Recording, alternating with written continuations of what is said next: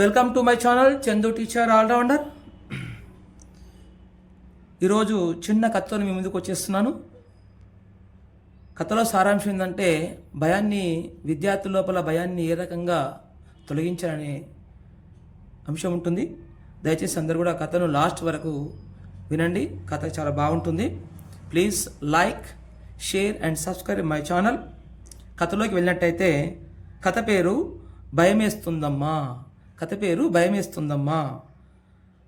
అబ్బాయి అంటున్నాడు, అమ్మ రేపు మా లెక్క టీచర్ 10వ ఎక్కం వరకు అప్పచెప్పాలని చెప్పారు అని స్కూల్ నుంచి వస్తూనే వాళ్ళమ్మ విజయ్తో చెప్పాడు అబ్బాయి వరుణ్.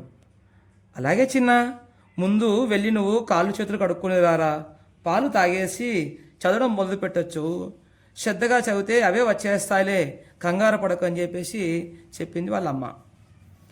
వరుణ్ ప్రతి విషయానికి కంగారు పడతాడు. నిద్రలోనూ కూడా పదే పదే గుర్తు చేసుకొని ఉలిక్కి పడతాడు. బాగా చదివిన టీచర్ అడిగినప్పుడు చెప్పలేకపోతున్నానమ్మా, అస్సలు గుర్తురావడం లేదు అన్నాడు వరుణ్ వాళ్ళ అమ్మతో. నాన్న, నువ్వు ముందు భయం తగ్గించుకో చిన్న, భయపడితే వచ్చినవి కూడా మర్చిపోతాం రాజా అని చెప్పింది వాళ్ళ అమ్మ విజయ. కాసేపటికి అన్నీ చదివేశాను, ఇప్పుడు నేను చెబుతానమ్మా, కరెక్ట్గానే చెబుతున్నాను లేదో చూడమ్మా అన్నాడు వాళ్ళ అబ్బాయి. ఎంత సంతోషం నానా, చదివేశావా అన్నీ?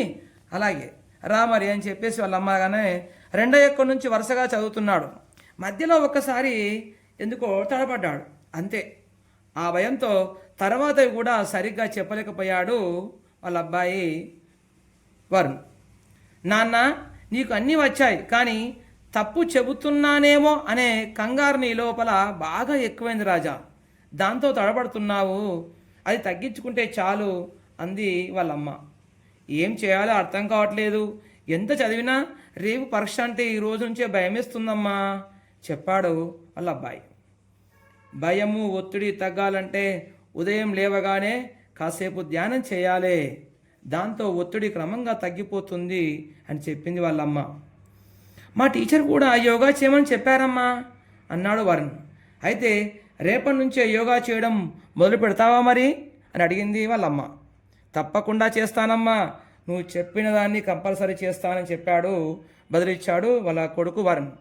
అలా ప్రతిరోజు ఉదయాన్నే ధ్యానం చేయడం ప్రారంభించి మెల్లగా తన ఒత్తిడిని తగ్గించుకోసాగాడు వరుణ్.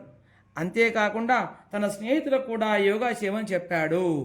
ఈ రకంగా కొద్ది నెలలు అతను సాధన చేసిన తర్వాత తరగతి లోపల ఆ స్కూల్కి మంచి పేరు తీసుకొచ్చి మంచిగా ఉన్నత శిఖరాలు అందించినటువంటి విద్యార్థిగా తయారైపోయి అందరి మన్ననలు పొందాడు.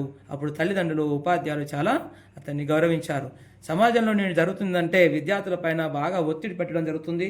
దయచేసి తల్లిదండ్రులు ఒత్తిడి పెట్టకుండా కొద్దిసేపు విద్యార్థులను చూసుకున్నట్టయితే చాలా బాగుంటుంది. ఎందుకంటే మాతృదేవోభవ, పితృదేవోభవ, ఆచార్య దేవోభవ.